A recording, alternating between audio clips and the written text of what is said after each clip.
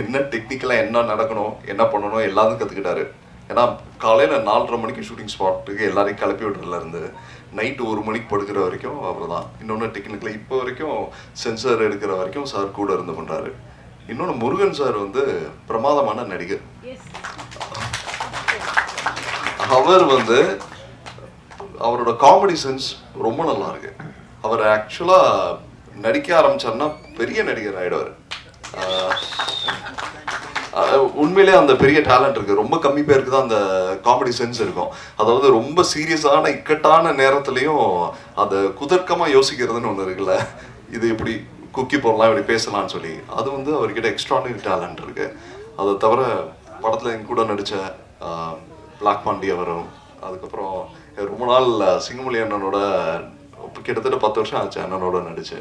And அவர் அப்புறம் technicians Shweta and Ranjana அவர்கள், அப்புறம் மற்ற நடிகர்கள் அத்தனை பேருக்கும் ரொம்ப நன்றி. இந்த படம் வந்து ஒரு நல்ல ஒரு எக்ஸ்பீரியன்ஸ் எனக்கு. ஏன்னா இந்த படமும் சரி ஒரு நொடியும் சரி சைமல்டேனியஸாக ஷூட் பண்ணோம். ஸோ அதனால் ஒரு நொடியில் வந்து நீங்கள் பார்த்த அந்த பருதி இளமாறன் கேரக்டர் இந்த படத்தில் மித்திரன் கேரக்டருக்கு கொஞ்சம் கூட சம்மந்தமே இருக்காது. ஸோ அதுக்கு ப்ராபப்ளி அந்த எவ்ரி ஸ்கெடியூல் வந்து ஒரு வாரம் கேப் தான் இருந்திருக்கும். ஸோ அந்த என்னென்னா லைட்டாக அந்த தாடி வளர்கிறதுக்கு மட்டும்தான் டைம். ஸோ அது வந்து என்னோட பெஸ்ட்டாக என்ன பண்ண முடியும் நடிப்பு ரீதியாக, ஸோ அந்த பாதிப்பு இல்லாமல் என்னால் எவ்வளோ தூரம் இந்த கேரக்டருக்கு பண்ண முடியுன்றதை நான் பண்ணியிருக்கேன். அதே மாதிரி எல்லாருமே வந்து இண்டிவிஜுவலாக லெட் பி ஃபைட் மாஸ்டராக இருக்கட்டும், டான்ஸ் மாஸ்டர் அமராசிரியாக இருக்கட்டும், அப்புறம் முக்கியமாக கேமராமேன் வந்து இந்த படம் பொறுத்த வரைக்கும் ரைட் ஃப்ரம் த பிகினிங் இப்போ வரைக்கும் இந்த எடிட்டிங்கில் இருந்து இதில் மியூசிக் ஆர்ஆர்லேருந்து எல்லாத்துலேயுமே வந்து அவரோட பங்கு மிகப்பெரிய பங்கு.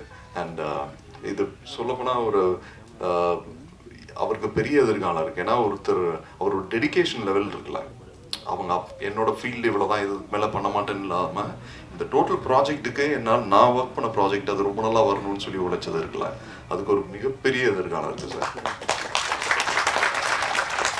உண்மைக்கும் நேர்மைக்கும் என்னைக்குமே மரியாதை இருக்கு. அது நிச்சயமா ஒரு காலத்துல அங்கீகரிப்பாங்க. And thank you so much. ஒரு நொடிக்கு நீங்க மிகப்பெரிய ஒரு ஆதரவு கொடுத்தீங்க. அதே மாதிரி இந்த பார்க்குக்கும் நல்லபடியாக ஆதரவு கொடுக்கணும். நன்றி. Good evening. each other day I look so many various different paths. But I don't know about this park. But this park holds my heart, holds my large place in my heart. நீங்கள் தான் பார்க்குன்னு வைப்பீங்களா, இங்கிலீஷில் வைப்பீங்களா? நாங்கள் இங்கிலீஷில் பேசக்கூடாது. நீங்கள் பூங்கான்னு வச்சுருந்தீங்கன்னா நாங்கள் பேச மாட்டோம். நீங்கள் பார்க்குன்னு வச்சதுனால நம்ம இங்கிலீஷில் கொஞ்சம் பேசுவோம். நல்லா இருக்கீங்களா? நல்லா. இந்த படம் வந்து நான் ஆல்ரெடி சொல்லிட்டேன், இந்த படத்தில் நான் நடிக்கலை. பட்டு கண்ணன், என் கண்ணன் கருப்பு கண்ணன் தான் சொல்லுவேன். அவர் வந்து எங்களோட அசிஸ்டன்ட் டைரக்டர் இருக்கும்போதே பழக்கம். நீங்கள் வாங்க, தயாரிப்பாளர் நீங்கள் வரணும்னு ஆசைப்பட்றாரு, நீங்கள் வாங்கன்னு கூப்பிட்டாரு. கண்டிப்பாக வரேன்னு விசிஆரில் ஷூட்டிங்கில் இருந்தேன். நான் வந்தேன், இன்றைக்கி வீட்டில் இருந்தேன். காலையில் எல்லாம் மெசேஜ் அனுப்பிச்சார், எல்லாம் வந்தேன். ஸோ எல்லா பேரும் நீங்கள் வரீங்களா, நீங்கள் வரேன்னு சொன்னீங்களாமே, நீங்கள் வரீங்களான்னு சொன்னேன்னு என் தம்பி அன்பு சிறு முதலீட்டாளர்கள் தலைவர் இருக்கார். அவர் நீ வரேன்னு சொன்னியாமே, நீ வரேன் அப்படின்னா எல்லாரும் பேசிக்கிட்டு இருக்கையில் நான் வரமாட்டேன் அப்படின்னு வீட்டில் கதை உடைச்சிட்டு படுத்திருக்கிறதுக்கு முறையாக இருக்காது. நான் வரணும். யார் யார் வரா? உதயகுமாரனே வர்றாரு, பேரரசனே வர்றாரு. சரி நம்மளும் போயிடுவோம். தமன் கூட நான் வந்து ஒரு 10 இயர்ஸ்க்கு முன்னாடி சேது பூமின்னு ஒரு படம் பண்ணேன். அந்த படத்தில் நான் இருந்தேன். அதில் வந்து டிஎஸ் பாலியா சாரோட சன்னு ஜூனியர் பாலியாலாம் நடிச்சிருந்தார். அவரே சொன்னார், ஜூனியர் பாலியானே சொன்னார், அப்பாவோட ஒரு பாடி லாங்குவேஜ் உனக்கு இருக்குடா, பாலியா சாரோட இருக்குடா, என்னை விட உனக்கு அதிகமாக இருக்குடா அப்படின்னாரு. அதோட பெரிய பெருமை எனக்கு எதுவுமே இல்லை. ஆனால் தமனுக்காக இந்த ஃபங்க்ஷனுக்கு வரணும்னு நினச்சேன். தமன் யாருங்கிறீங்க? அவன் பெரிய ஒரு ஏர்லைன்ஸில் ஒரு 10 இயர்ஸ்க்கு பேக்கே அவன் 4 லட்சம் 5 லட்ச ரூபா சம்பளம் வாங்கக்கூடிய ஒரு பையன், தம்பி. அப்பயே 10 இயர்ஸ்க்கு முன்னாடி அவ்வளோ பெரிய போஸ்ட்டில் இருந்த பையன், பெரிய போஸ்ட்டில் இருந்தாப்புல ஏர்லைன்ஸில், ஃபாரினில், எமிரேட்ஸில்.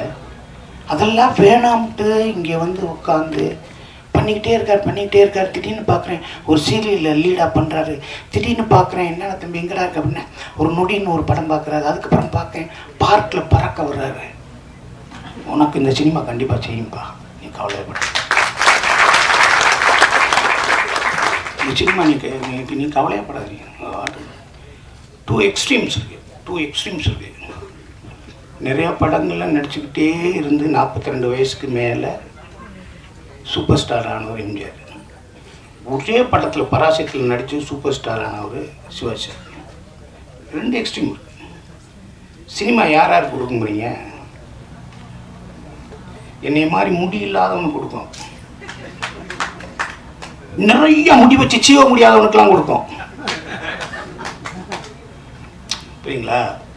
அதனால நீ எல்லாம் அழக, நல்லா இருக்கு, நல்லா ஃபிட்டாக வச்சுருக்கேன், நான் பார்த்த மாதிரியே இருக்கேன், குண்டா இல்லை, எது வேணாலும் இல்லை, ஒரு நல்ல ஒரு ஃபிட்டு, ஹீரோக்கான ஒரு ஃபிட்டு. பேரசனே சொன்ன மாதிரி நல்லா இருக்கேன். இந்த படம் இல்லை அதை ஓடிக்கிட்டே இரு. ஒரு படம் வரும், அந்த படத்தில் சைன் பண்ணிக்கலாம். உனக்கு சினிமா ஒன்று பாதுகாக்கும், சினிமா செய்யும். ஓகே, அடுத்து இயக்குனரை பற்றி சொல்லணும்னா, ஃபர்ஸ்ட் ஹாஃபில் நெஞ்சு வலி, செகண்ட் ஹாஃபில் வயிற்று வலி, நெஞ்சு வலி. சார் சொன்னார், நான் லாரன்ஸ் மாஸ்டர்கிட்ட அவராக இருந்தேன். அதெல்லாம் நீங்கள் நம்புவீங்களா? என் ரிலேஷன் ஒருத்தர், எங்கள் அண்ணன் ஆண்டாக்டரு, அவர் வீட்டில் நான் தங்கி அவர்கிட்ட வந்து அவருக்கு சினிமாவில் வேலை பார்க்கணுன்னு வந்தேன். அவர் ஒரு பெரிய ஸ்டுடியோவில் இருந்தார். அந்த ஸ்டுடியோவில் டார்க் ரூம்னு ஒன்று இருக்கும், தெரியுமா உங்களுக்கு? அந்த நெகட்டிவ் எல்லாம் போட்டு கழுவாங்கள்ல, சோடியம் தயோசல்ஃபேட்லாம் போட்டு கழுவி ஃபோட்டோவெல்லாம் அப்படி இப்படி மாட்டி வச்சுருப்பாங்கள்ல, அந்த ரூமில் லைட்டே போடக்கூடாது, ஒரே ஒரு ரெட் லைட் மட்டும்தான் இருக்கும். அந்த ரூமில் நான் 6 மாதம் தங்கியிருக்கேன். அந்த ரூமில் நான் 6 மாதம் தங்கியிருக்கேன். எப்போ போவேன் தெரியுமா உங்களுக்கு? 10 மணிக்கு ஸ்டுடியோ அடைச்ச உடனே நான் போய் படுப்பேன். ஸ்டுடியோ ஆரம்பித்து வேலைக்கு வர்றதுக்குள்ளே நான் கிளம்பி போயிடுவேன். உள்ளே லைட் இருக்கா, பேஸ்ட் இருக்கா, ப்ரெஸ் இருக்கா, சட்டை எங்கே துவச்சி போடுறது எதுவுமே தெரியாது, இருட்டாக இருக்கும். அங்கே தங்கியிருக்கேன் நான். அயனவரத்தில், மணிப்பாக்கத்தில். சுதந்திரத்துக்காக போராட வந்தேன். சினிமா எனக்கு வேணுங்கள, அதுக்காகத்தான் நான் வந்தேன். உங்களுக்கு புரியுதா? உங்களுக்கு கொடிது வறுமை கொடிது, இளமையில் வறுமை கொடிது, அவ்வளோதானே. ஃபர்ஸ்ட் ஹாஃப் நீ கஷ்டப்பட்டே இல்லை, செகண்ட் ஹாஃபுக்கு மட்டி இல்லாட்டி ராசா தானே. உனக்கு பாரு, உன் காசு உனக்குன்னு ஒரு டாக்டர் முருகன், உங்கள் காசில் ராஜா 2 பக்கத்தையும் ராஜாவை ஒட்டி விட்டார். நீ எங்கிட்டு சுட்டி விட்டாலும் ராசா தான் விழுகும் பாரு, உனக்கு மட்டியே விழுகாது. ஏன்னா நீ உன்னோட முற்பகுதியை நீ வந்து சினிமாவை கொடுத்துருக்க. இனிமேல் உனக்கு ஒரு நல்ல ஒரு லைஃப் இருக்கும், நல்லது இருக்கும். எங்கள் அண்ணன் மக ரஞ்சனா நாச்சியார், எங்கள் அண்ணன் மக டாக்டர் பாலாவோட ஓன் பிரதரோட மக, ஓன் பிரதர் பாலா அண்ணனோட அண்ணன் மக. எனக்கு அவர் அண்ணன் தானே. எங்கள் பெரிய மாமா அவர் பாலா டாக்டரு, வெறும் வந்து உட்காருவார். அந்த பொண்ணு, நான் ஏமாலிங்கிற படத்தில் வா அப்படின்னு நடி அப்படின்னு சொன்னேன். சீட்டு குடிக்கணும், குடிப்பேன் அப்படின்னு. சித்தப்பா உங்களுக்கு சரியாக இருந்தால் நான் பண்ணுறேன் அப்படின்னு சொல்லிச்சு. ராமநாதபுரம் மாவட்ட பாராளுமன்ற தொகுதி பாரதிய ஜனதா பொறுப்பாளர் அவர். பலாப்பழத்தை தூக்கிட்டே போயிட்டு இருந்தாங்க எங்கள் மாமாவுக்கு. இந்த படத்தை ஒரு தயாரிப்பாளருக்கு இன்னும் நிறையா படங்கள் பண்ணணும், அது பண்ணணும், டைரக்டர் நிறையா படம் பண்ணணும். பாட்டு எழுதினவர் சூப்பர், அவரை தான் எல்லோரையும் பேசியாச்சு. நீங்கள் ப்ரொடியூசர்கிட்ட நான் ஒன்று கேட்குறேன், தமன்கிட்ட சம்பளம் கொடுத்துருந்தீங்கன்னா சம்பளத்தை வாங்கிக்கங்க, திருப்பி வாங்கிக்க. ஏன்னா இவ்வளவு முத்தம் கொடுத்துருக்காரு. இவ்வளோ பெரிய வாய்ப்பெல்லாம் நம்மளுக்கெல்லாம் வராது. நான்லாம் கேட்பேன், டேரக்டர்லாம் வரையில, தம்பி இந்த படத்தில் நம்மளுக்கு ஜோடி இருக்கான்னு கேட்பேன். இருந்துச்சுன்னே நான் உங்ககிட்ட வந்து கோச்சிட்டு ஓடி போயிடுச்சு. அப்படியா? அப்புறம் இல்லைண்ணே இருந்துச்சுன்னே அது வந்து உங்க கூட பேசாமல் வீட்டுக்குள்ளேருந்தே கத்திக்கிட்டு இருக்க முடியும். எப்பப்பா ஜோடியே கிடையாது, எதுவுமே கிடையாது. ஒரு படத்தில் நான் ஒரு பெண்ணை வந்து ரெக்கமெண்ட் பண்ணி நானும் அந்த பொண்ணு நடிக்கணும் அப்படின்னும் ஒரு அந்த பொண்ணும் நானும் அப்படி தூங்கிட்டு இருக்கோம். அப்போ இந்த ஸ்டேஷன்லேருந்து என்னை ட்ரான்ஸ்ஃபர் பண்ணிடுவாங்களா அப்படிங்கிற மாதிரி நான் அப்படி தூக்கம் இல்லாமல் இருப்பேன். படுத்து தூங்குங்க, ஏன் இதெல்லாம் யோசிக்கிறீங்க அப்படின்னு சொல்லி நானும் அந்த பொண்ணும் அருகிலே படுத்து பேசுகிற மாதிரி இருந்துச்சு. ஒரு அசிஸ்டன்ட் டைரக்டர் ஒத்து பார்த்துட்டு டேக் போகிறதுக்கு முன்னாடி, சார் அவர் 2 பேரையும் தள்ளி படுக்க வச்சுட்டு நடுவில் குழந்தைய போட்டுடலாம் சார், குழந்தைய போட்டாங்க. சரின்னு சொல்லி இங்கிட்டு பார்த்தேன். சார் அந்த இன்னொரு 2 குழந்தை இருக்குல்ல சார், அதையும் தூக்கி நடுவில் போட்டாங்க. நான் ஹீரோயினியை பைனாக்குள்ளார பார்க்குறேன். இதை எனக்கு பேரா போட்டாங்க. பைனாக்குள்ள பாருங்க, அங்கே படுத்துருக்கு, அங்கே தூங்குது. இல்லைண்ணே அவனை நான் பார்த்துக்கிறேன். ஆக இந்த படத்தில் எல்லா பேருமே ஒரு நல்ல ஹீரோயினியாக இருக்கட்டும், நல்ல ப்ளஷண்ட், ஒரு ஹாப்பியாக ப்ளஷண்ட்டான ஒரு ஃபேஸ் இருக்குல்ல, அந்த அந்த அந்த அந்த இருக்குது ஸ்வேதாவுக்கு. அது கடவுளோட வரம், அப்பா அம்மா கொடுத்த கிஃப்ட்டு. அதை நீங்கள் கரெக்டாக பண்ணி நீங்கள் பெருசாக வரணும். அப்புறம் அப்பா அம்மா அவங்களுக்கு வந்து உதயகுமார் சார் பிடிச்ச மாதிரியே இருக்க ஹீரோயினோட அம்மா ஜெயந்தி மாலாவும் அவங்களும் நல்லா, அவங்களும் பெரிய லெவலில் வரணும். இங்கே இருக்க எல்லா கேரக்டர்ஸில் எல்லாமே வரணும். ஒரு தமிழ் கூட நினைக்கும் போது ஒரே ஒரு காமெடி மட்டும் சொல்லிட்டு முடிச்சிடுறாங்க. இங்கேருந்து வீட்டிலேருந்து காரில் எடுத்து அசிஸ்டன்ட் டைரக்டராக இருக்கேன். அப்போ நேராக காரில் அப்படி போயிட்டே இருக்கும். அப்போ ஒரு ப்ரொடக்ஷன் மேனேஜர் பேசுகிறாரு, எங்கே வந்துக்கிட்டு இருக்கீங்க புலி அப்படின்னாரு. நான் வந்துக்கிட்டு இருக்கேன் ட்ரெஸ் போகிறதுல, வாசன் ஹவுஸுக்கு போகணும். வாசன் ஹவுஸுக்கு போயிடுச்சாங்க. வாசன் ஹவுஸ் போகிறேன்னா இல்லை கொஞ்சம் இருங்க, ரைட்டில் மைக்கிள்னு ஒருத்தர் இருப்பார், அவரை கூப்பிட்டு வந்து சரின்னு சொல்லி மைக்கில் கூப்பிட்டு போனால் மைக்கில் வந்து ஒரு பெட்டி எடுத்து வந்தான். என்னடா நான் ஏறி ஆகியாங்க. அது என்ன பெட்டியில் இருக்கவங்க திறந்து காமிச்சான். உள்ள ஒரு பொம்மனேரியன் நாய் உட்காந்துருக்கு. இது என்னையான்னு கேட்டேன். அதான் சார் இது அம்மாவுக்கு ஐன்கூனில் நடித்த மாதவி தீட்சித் மடியில் உட்காந்து நாய், சல்மான் கான் தூக்கி வளர்த்த நாய். அப்படியா உட்காரியாண்டு போகணும், திருப்பி போயிட்டே இருக்கும். அப்பா அவருக்கு அப்புறம் போனோடனே திருப்பி ஃபோன் வருது, சார் நீங்கள் வரையில் அந்த ஆர்டிஸ்ட்டை கூப்பிட்டு வாங்க. நான் இந்த ஆர்டிஸ்ட்டை காக்கா ராதாகிருஷ்ணன் இருக்காரு, அவர் கூப்பிட்டு வாங்கன்னு. நாங்கள் சொல்கிறிய அப்படின்னு சொல்லி அப்போ தீப்பே கிடையாது, ஒன்று புண்ணாக்கும் கிடையாது. அங்கே போனோடனே அவர் வீட்டுக்கு போனோடனே அவர் வாங்க உட்காருங்க வாங்க அப்படின்னு கதவை திறந்தேன். நாய்க்கு பசிக்குதுன்னு அவன் பிஸ்கட்டை கொடுத்துட்டான். அந்த பிஸ்கட்டை சாப்பிட்டு திரும்பி பார்த்தோன்னே அன்னைக்கு காக்காராஜன் அண்ணன் வர்றாரு, ஒன்று குழச்சிருச்சு. உடனே அவர் டென்ஷன் ஆகிட்டார். ஏன்னா நாய் கூட்டு போகிற வண்டியிலாடா நீ ஏற்றுறீங்க, என்னடா நினச்சிக்கிட்டு நான் சான்ஸ்க்கு ஏன் கத்துறாரு. ஐயா வாங்க 8 மணி ஆச்சியா, வாங்க போலாமியா கெஞ்சுறேன். இல்லை ஏற மாட்டேன்ட்டோன்னு என்னை திரும்பினோடனே, நீ இந்த வண்டியில் வரக்கூடாது, நீ தானே அசிஸ்டன்ட் டைரக்டர், நீ தானே ப்ரோக்ராம் பண்ண, வரக்கூடாது. நான் கெஞ்சுறேன், நீ போனேன்னு ஆட்டோ காசில் என்னை வாங்கினேன் நான் சொல்ல முன்னாடி உட்காந்து வரவே விடாதுனாரு. கார் கதனாட்டி மூட்டார். நான் சொன்னேன், இந்த அம்பாசலில் காக்கா போகலாம், நாய் போகலாம், சிங்கம் புலி வரக்கூடாதான்னு.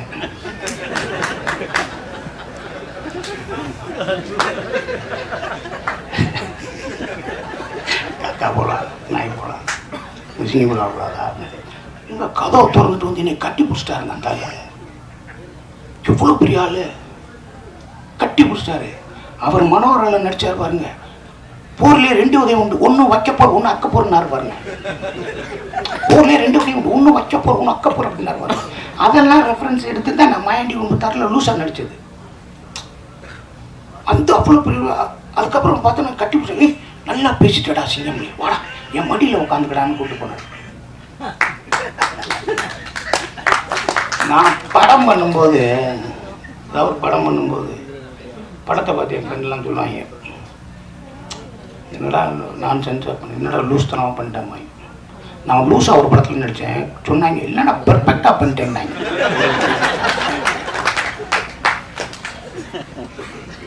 அசிஸ்டன்ட் டைரக்டர் ஒரு ரூம் வீட்டில் இருப்போம், முடிக்க போகிறேன் 6 அசிஸ்டன்ட் டைரக்டர் ஒரு வீட்டில் இருப்போம்.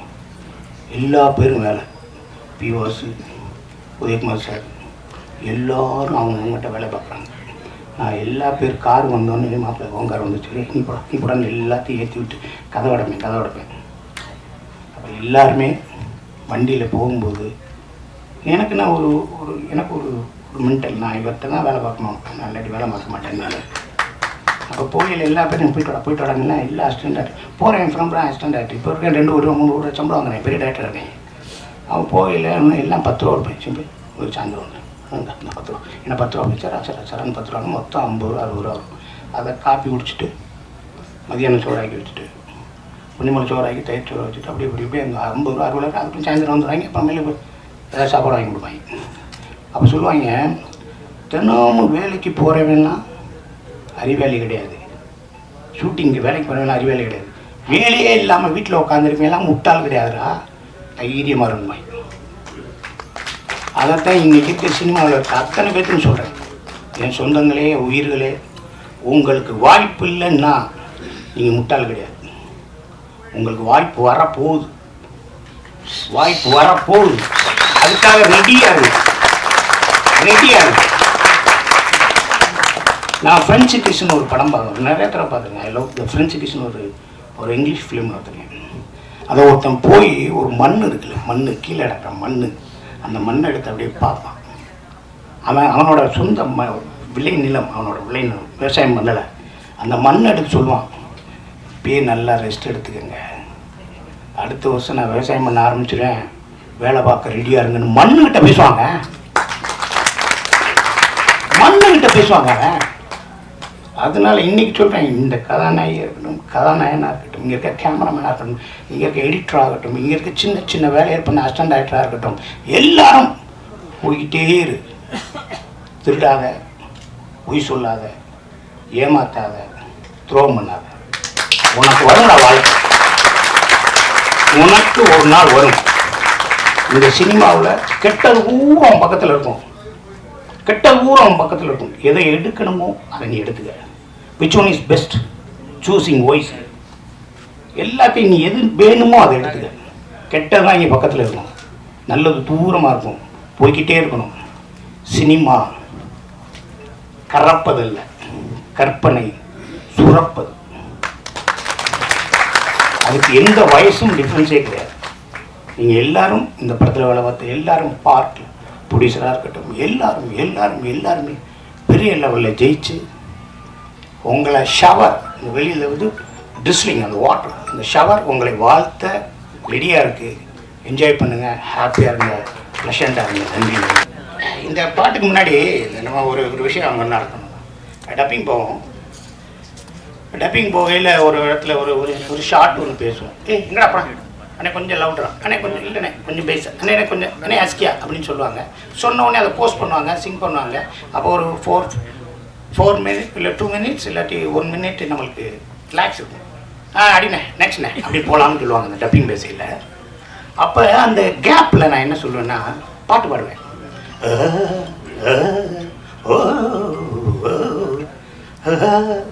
அப்படி பாடுவேன். அதாவது அங்கேருந்து இன்ஜினியர் ரூம்லேருந்து என்ன சூப்பராக பாடுறீங்கன்னு எவனா சொல்லிடுவானான்னு ஏங்குவேன். அந்த டைரக்டரு என்ன நல்லா பாடுறீங்கண்ணே, இந்த பாட்டில் ஒரு தொகையில வேணா பாடிடுறீங்களா அப்படின்னு அந்த சொல்லுவான்னு ஏங்குவேன். எவனா டப்புன்னு கையை கொடுத்துருவானான்னு ஏங்குவேன். புரியுங்களா? வந்து அன்னை பாட்டே கொண்டு வச்சு நான் அன்னை பாட்டு சின்ன கொண்டெல்லாம் படத்தில் அதெல்லாம் பாடுவேன் நான். ஆனால் ஒரு வயலும் சொல்லவே மாட்டுறாங்க. நான் இடையில காட்டணும் அப்படின்னு நிறைய பாடுவேன். ஒன்றுமே சொல்ல ஒரு அசிஸ்டண்ட் ஒரு நம்ம டச்சப் பையன் கூட்டு போயிட்டேன். வாட எங்கண்ணே வாடா டப்பிங் போகிறேன். நான் எதுக்குண்ணே டப்பிங் வாட நான் இங்கே டப் பண்ணுவேன், நீ இன்ஜினியர் ரூமில் இரு. சரிண்ணே, அங்கே என்ன சொல்கிறாங்கன்னு மட்டும் என்கிட்ட சொல்லு. ஓகே. அங்கே போய் நின்னா டப்பிங் நடந்துச்சு. பேசினேன். பிட்வீனில் சங்கீத ஜாதி முல்லை காணவில்லை கண்கள் ரெண்டும் அண்ணே ரெடினே போலாம்னே அப்படின்பா. என்னடா பண்ணுறாங்க. அடுத்து அண்ணே போலாம்னே உயிரே அண்ணே ரெடி போலாம்னே சரி டப்பிங் முடிஞ்சு பட விட மாட்டாங்க. வந்துச்சு காரில் ஏறி அவனை உட்கார வச்சு போயிட்டே இருக்கு. தம்பி எப்பட்ற சூப்பராக பண்ணிட்டேங்க. டப்பிங் நான் பண்ணது எனக்கு தெரியும். நான் பாடும்போது அங்கே என்ன பேசினாங்க அண்ணே, நான் பாடும்போது அங்கே என்ன அண்ணே அந்த ஒரு அசிஸ்டன்ட் டைரக்டர் ஐயோன்னாருங்க. அசிஸ்டன்ட் டைரக்டர் லூஸ் பண்ண அவ்வளோ டைரக்டர் ஆகிட்ட விட்றாங்க. இது இன்ஜினியர் என்ன சொன்னார், ஆரம்பிச்சுட்டாரா அப்படின்னு. ஆனால் இந்த தேட்டர்லேயே போடக்கூடாதுன்னு சொன்னேன், இந்த தேட்டரில் போட்டாங்க. டைரக்டர் என்ன சொன்னான், அந்த ஆள் என்ன சொன்னார், அண்ணே விட்டா எப்பயாவது ஏட்டி முட்டியாக படிக்கிறப்பாரு, சீக்கிரம் முடிக்கன்னா சார். அப்படியே ஓரமாக வண்டியை நிப்பாட்டி அவங்க ஒரு 200 ரூபா கொடுத்து இந்த விஷயத்தை எங்கேயாவது வெளியே சொன்னேன் கொளுத்தி போடுவேன், ஓடி போயிடுவேன். அவன் தச்சப்பா வர்றான், எனக்கு பேக் தூக்குறான், அவனை அப்படியே பார்ப்பேன். மோரட்டோட மோரக்கட்ட அண்ணே என்கிட்ட சங்கீத காதி.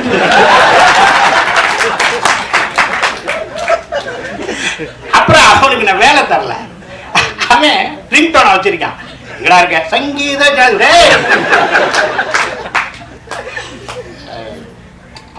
அசிங்கப்பட்டா தானங்க வாழ்க்கை, நம்ம படாத அசிங்கமா.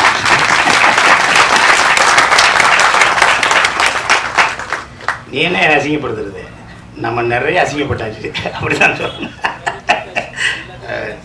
அன்பு கடையில் ஹோட்டல் வச்சுருப்பாப்புல. நைட்டு போய் நைட்டு 11 மணிக்கு ஒரு 1 மணிக்கு புரோட்டா வாங்குறது, அது வாங்குறது, இது வாங்குறது, காசு வாங்க மாட்டாப்புல.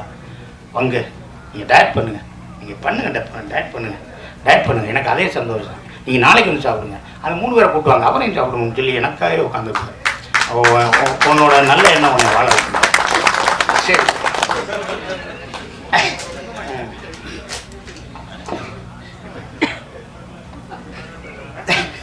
நீங்களும் கரணை கொடுக்குறோம் இருக்கும், ரெடியா இருங்க. எல்லா பாட்டுமா நல்லா இருக்கும், நம்ம பாட்டு. சங்கீத ஜாதி முல்லை காணவில்லை, கண்கள் வந்தும் பாவையின்றி பார்வையில்லை, ராகங்கள் இன்றி சங்கீதமில்லை, சாவொன்றுதானா நம் காதல் இல்லை, என்னாதமே போதும் நினைக்கிறேன். இன்னொன்று சொல்ல மாட்டேன், நம்ம வேறு லாங்குவேஜ். நான் பெங்களூரில் இன்ஜினியரிங் நான் படித்தேன். நான் பெங்களூரில் இன்ஜினியரிங் 4 இயர்ஸ் நான் படித்தேன். நான் இன்ஜினியரிங்கில் பெங்களூரில் தான் படித்தேன். நான் பன்னார்கட்டா ரோட்டில் நேஷ்னல் பார்க் ரோட்டில், நேஷ்னல் பார்க்கில் ஐஎம் இன்ஸ்டியூட் ஆஃப் மேனேஜ்மெண்ட் பக்கத்தில் இஸ்லாமிக் இன்ஸ்டியூட் ஆஃப் டெக்னாலஜின்னு ஒரு முஸ்லீம் காலேஜில் தான் நான் வந்து பெங்களூரில் சிவில் படித்தேன். உங்கள் பேர் என்னப்பா? ரிமோன். நீ பேசின 4 வருஷம் எனக்கு 4 வார்த்தை கூட கன்னடத்தில் தெரியாது. முந்து ஓகிமே முன்னாடி போமே, ஏன்னா பஸ்ஸில் போகிறோம்ல, அது மாதிரி அதெல்லாம் கற்றுக்கிறதுக்கு எனக்கு கொடுப்பின இல்லை. எனக்கு கொடுப்பின இல்லை தான் சொல்லணும் அது. ஓகே அது. ஆனால் இந்த பொண்ணு அவ்வளோ பேசுகிறேன். ஓகே வாங்கப்பா, நல்லா வாங்க, நல்லா நடிங்க, பெரிய புகழோட எல்லா விஷயத்துலையும் சந்தோஷமாக இருங்க. ப்ரொடியூசருக்கு, டைரக்டருக்கு, எல்லாருக்கும் வாழ்த்துக்கள் சொல்லி இந்த வாய்ப்புக்கு நன்றி கூறுகிறேன். ஒரே ஒரு முக்கியமான விஷயம் நோட் பண்ணிக்கணும், இந்த தயாரிப்பாளர் வந்து அடுத்து நம்மளை வச்சு நல்ல பெரிய படமாக பண்ண போகிறதா கேள்விப்பட்டேன்.